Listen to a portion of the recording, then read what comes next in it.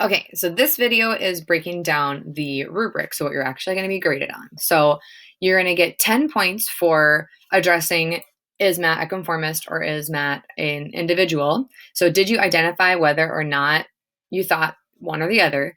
And did you explain why you thought this with some reasoning? Okay, so those specific things there will get you the 10 points.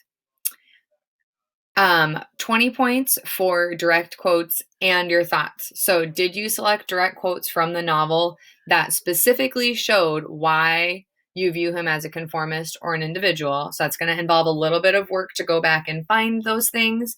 I would suggest trying to use the PDF version then. So, if you remember a certain spot, you can do the Control F or do the find, and you can search for that word in the PDF. That would just be a little trick to make it a little easier. So, did you use those direct quotes, and did you discuss how that quote demonstrated what you were thinking? Okay, so that's 20 points. 10 points for the organization of the essay. So, did you have a clear attention getter with a clear introduction that stated the author, the title, and the purpose of the essay?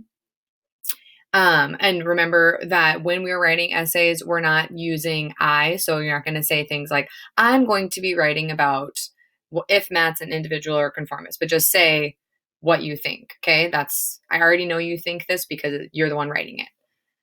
Did you have an ending that wraps up the whole essay neatly and ends with an original thought? So that means in our conclusion, you kind of just briefly remind this is the main points of each paragraph that I talked about, and I'm going to leave you with this new thought about Matt being a conformist or an individual. Always message me if you have questions about these kind of things.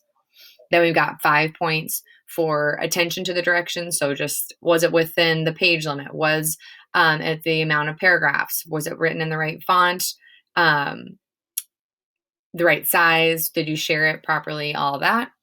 And then 5 points, making sure we're using proper grammar, capitalization, punctuation, sentence structure, all of that jazz. So that's a total of 50 points.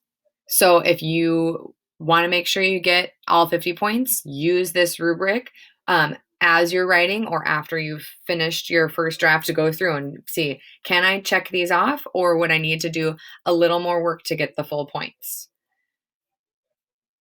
Okay.